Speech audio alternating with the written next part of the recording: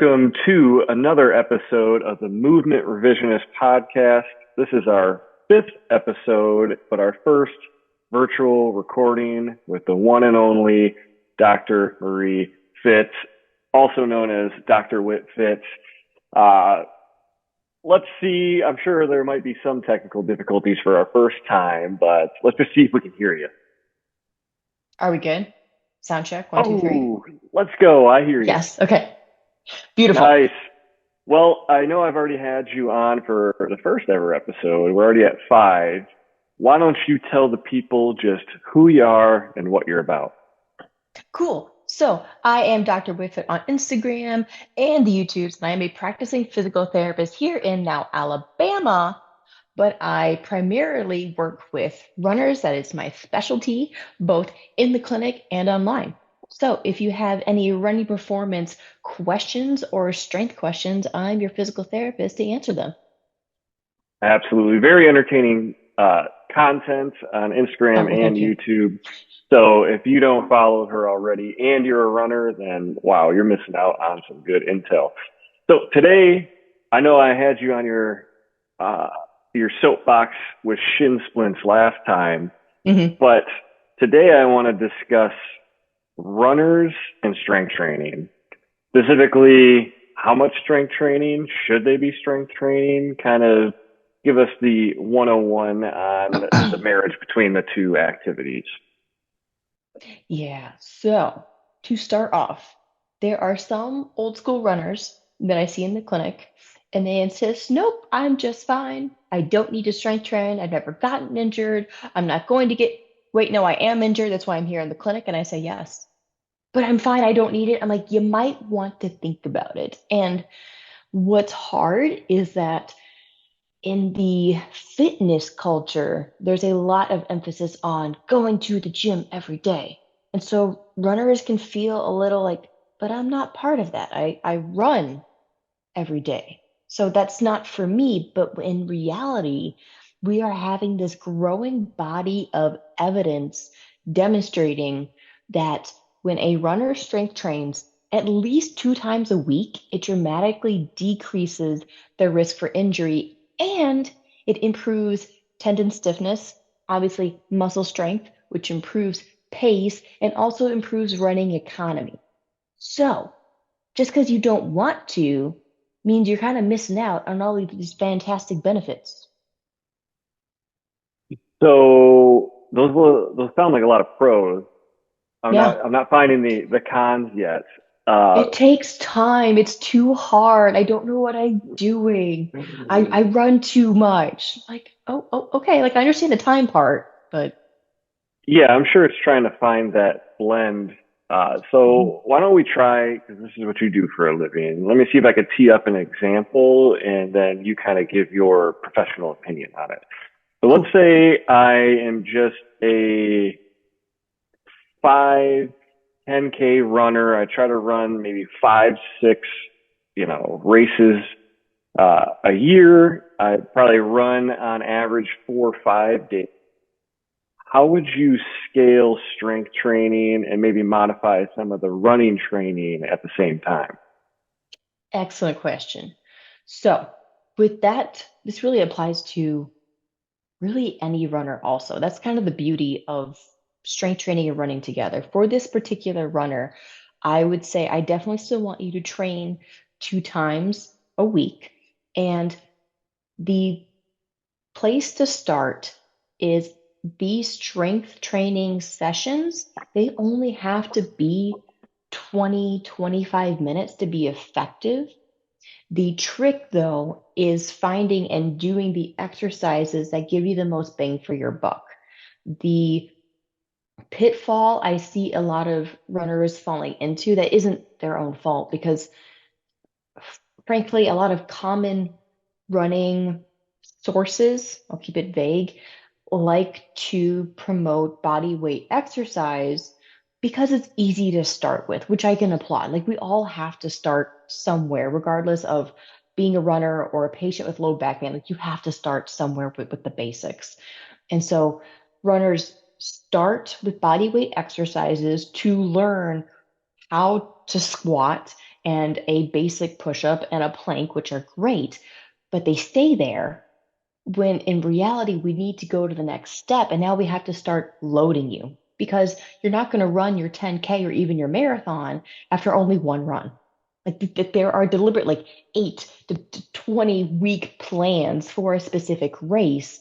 And that's the same thing with a strength workout. It can be quick, it can be 20 minutes, it can be efficient with the basic weighted exercises, and you can still get great results. You just gotta put the effort in a little bit.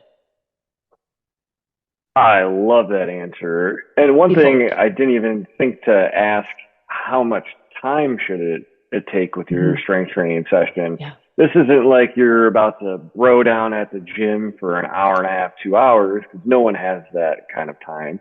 And when Hmm. running's your primary activity that you love, well, you shouldn't be strength training more than you're running. So again, it's Hmm. about finding that balance, The but you got to balance. get your yes, and you got to get your foot in the door somewhere. So Yeah. whether you're just starting with body weight exercises or starting a body weight program, Hmm. know that the stronger you get over time, well, hopefully the faster you can run, but also the more Hmm. important thing is that injury prevention. Because I see runners Yeah. and you see runners. Hmm. How often are they coming into the clinic? You know, Well, yeah.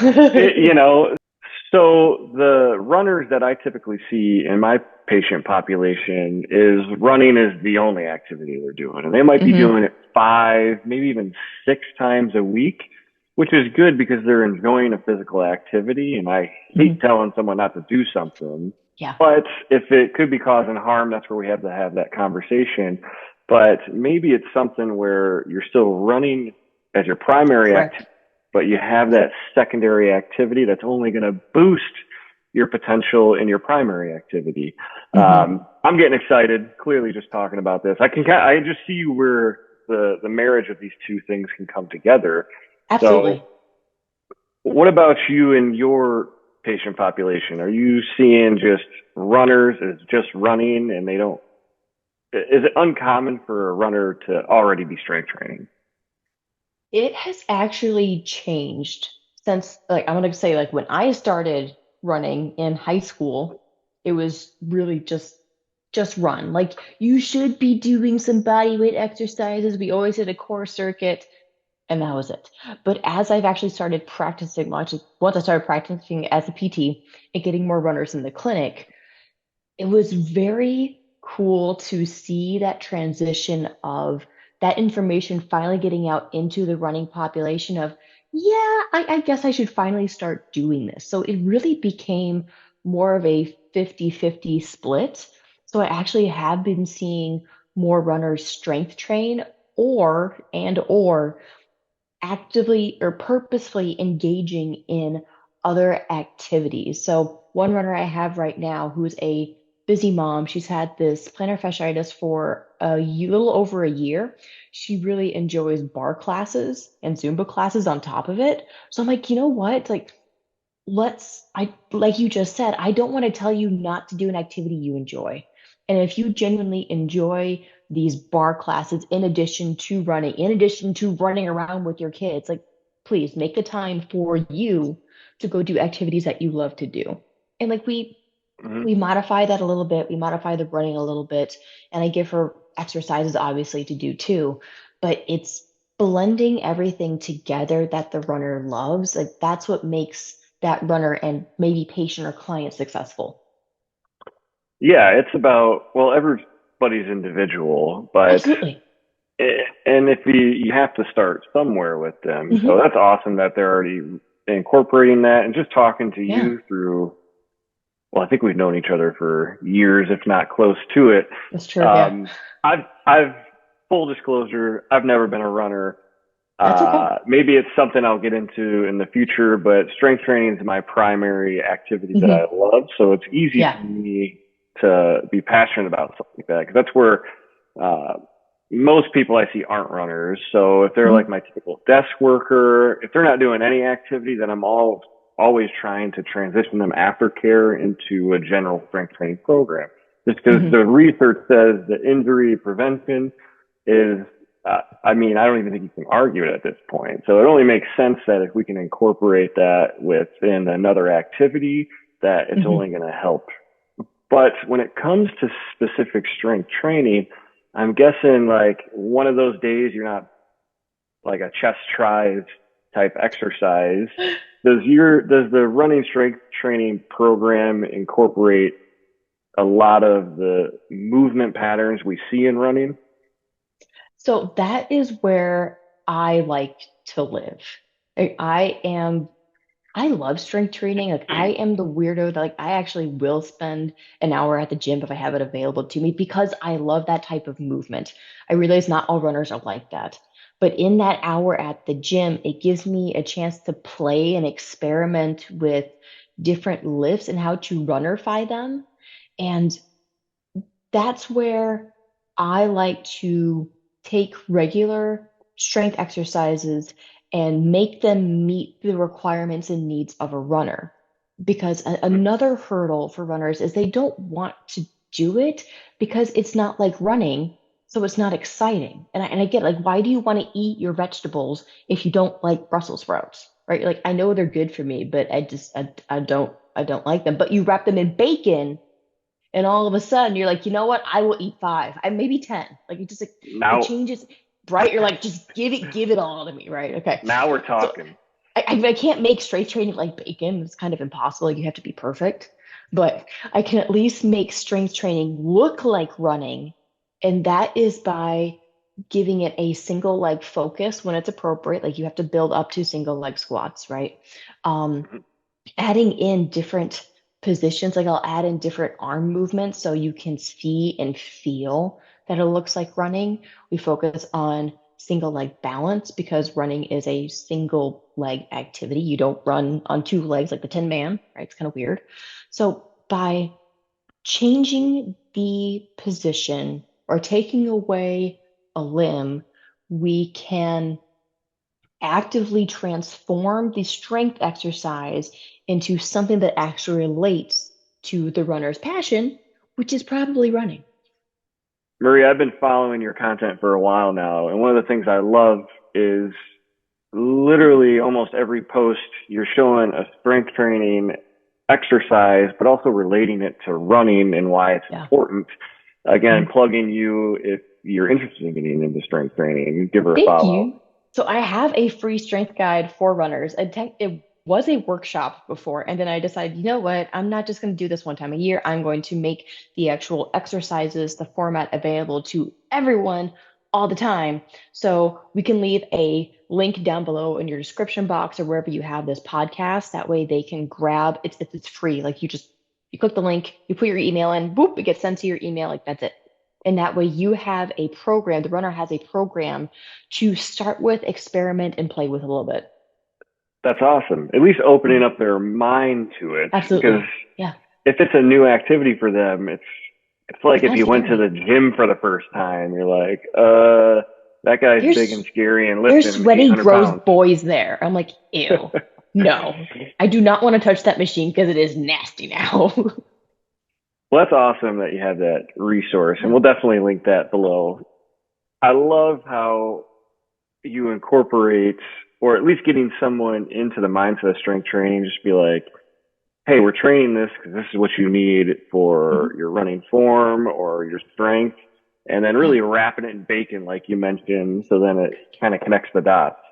And Yes. then who knows, you might find a passion for strength training, and whether you do, a fitness class a couple times a Hmm. week, or you're just doing body weight exercise at home, you got to find Yeah. a balance that works well for you, but just know overall it's going to help improve your running. And that's the biggest thing, right? Absolutely. Perfect. We went over a ton of good concepts already.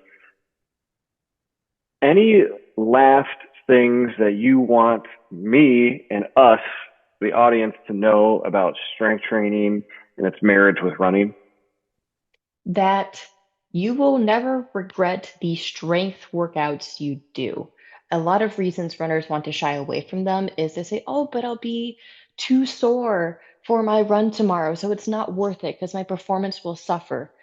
The hard truth is, for the first week or two of strength training, you're gonna be a little extra sore. Like it's just how muscle adaptation is. We haven't found a cure for DOMS yet, delayed onset muscle soreness. It just happens, okay? But after the 2 weeks of that's only four strength workouts. For 2 weeks, it's only four. After those first four strength workouts, you're probably not going to get that sore again. Now, if you have an off season and then you decide to lift heavier, which you should eventually be doing that, then the soreness comes back, but that's during the off season when you're not training for a specific race. So it's okay to be sore. So I don't want runners to shy away from this just because it's uncomfortable or it's going to affect my runs. If you have a hard run and then you do a run again the next day, that hard run is going to affect the easy run. Like that's why we trade off certain runs in a training plan. But just because you're going to be sore is not a reason to not set yourself up for faster, speedier paces and no injuries in the future. I love that. And that's how I tee up a lot of patients. I mean, low Mhm. back pain is what I see pretty much all day, every day, Mhm. where when we're starting our rehab process, you're going to have some short term discomfort, but it's Yeah. for those long term results. So Mhm. kind of switching the mindset of, yes, it's not all sunshine and roses within the first week or two, But but a it'll get long better. term, it'll get better. It's You'll get better. used to it. Mhm. And again, it's another way to create more movement variability because if you're Mhm. just doing the same activity over and over again, at least me, I get bored with I it. get bored. Uh, but if you can add a whole new type of activity that's still being physically fit and physically active, I can Mhm. really see that being a great marriage for all runners, if not all individuals. Basically everybody. Nice. Well, let's land this puppy. You mentioned your free resource. We'll keep that below. Another Mhm. topic, which would open up a whole can of worms, but we'll save that for a part two, is how to structure recovery into your running and your strength training. Mhm. I'm sure that's just as important because another thing with runners I see, especially my long distance runners, is Yeah. they don't take the time to structure recovery. But again, that's a whole nother soapbox. So stay tuned for that. I'm sure we'll have Yeah. another I'm conversation gonna say this soon. real quick. You can only train as hard as you recover. There, that's our launch pad for the next episode. If I had a mic right now, I'd drop Yeah. it.